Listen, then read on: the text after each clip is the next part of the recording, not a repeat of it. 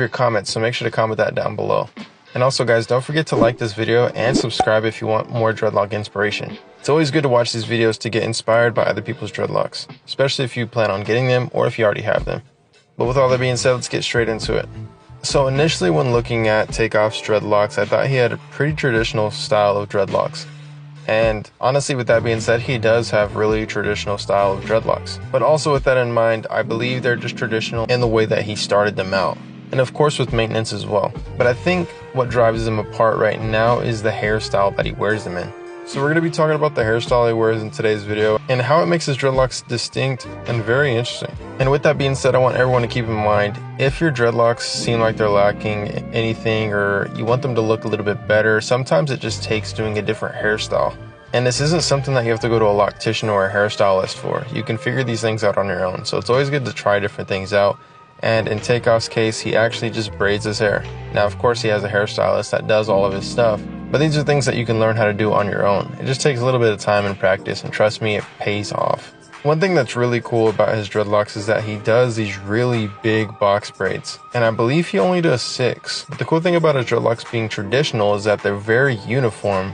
And with them being uniform, it makes it easier for him to do hairstyles. So everyone out there who wants to do hairstyles with their dreadlocks, keep in mind that it's better to do it with the traditional route of doing twisting with gel to start out, or at least having very maintained sections. Now, as long as you have maintained sections, it's very easy to do different hairstyles. Because I think one thing a lot of people run into is they'll start out with freeform or they'll do sponge rev, and that's a big mistake if you want to get into doing hairstyles. Now, of course, this doesn't disqualify you from doing hairstyles. It's just going to be a little bit harder because your sections aren't very uniform. And that's one thing to look at. I think there's 2 ways of dreadlocks. There's unique and then there's uniform.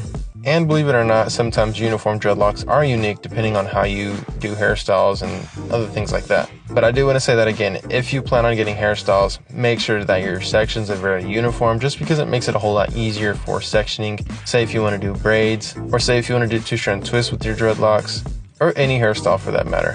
Because if your sections are uniform, then you can split your hair straight down the middle and do different hairstyles just like we see TakeOff with these braids. But with all that being said, comment down below, what kind of dreadlocks do you have? Do you have freeform? Do you have twisting with gel dreadlocks? Do you have instant locks? I want to hear your guys' comments down below. Now with him doing this hairstyle makes me to believe that he might end up going in the direction of getting wicks. And this is very possible, especially with the hairstyle that he's doing. Now if I'm not mistaken, he is from Atlanta, which wicks are very popular down there. So with that being said, he can possibly be getting wicks right now. Now let's talk about how you can get wicks. You can do it the method in which he's doing, which he's just braiding his hair. And then if you keep them in long enough, they will eventually just combine over time.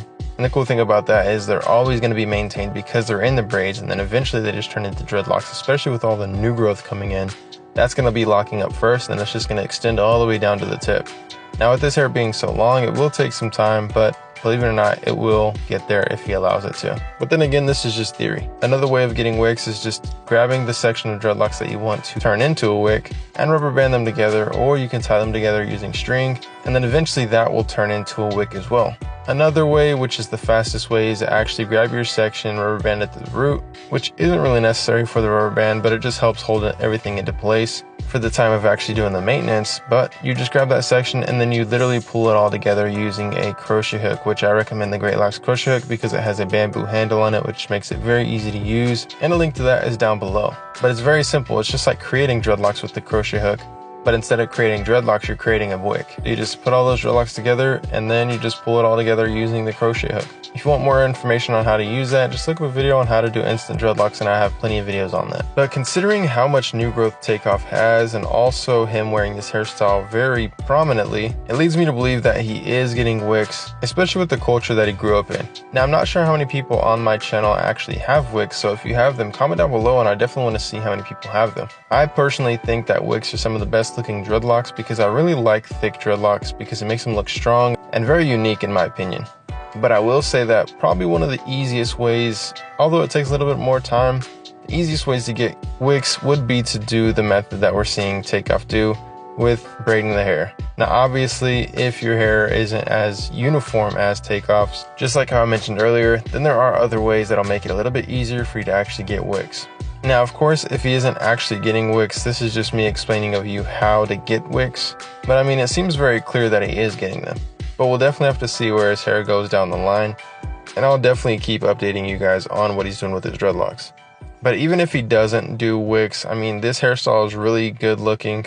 And I want to encourage all of you out there as well, if you have uniform dreadlocks, try different hairstyles. It makes having dreadlocks a whole lot more fun. And everybody knows that feeling of when you find a new hairstyle and it just looks perfect on you, how good of a feeling that is. And the thing about dreadlocks is as the hair grows and as it becomes more mature, there's different hairstyles that you're actually allowed to do.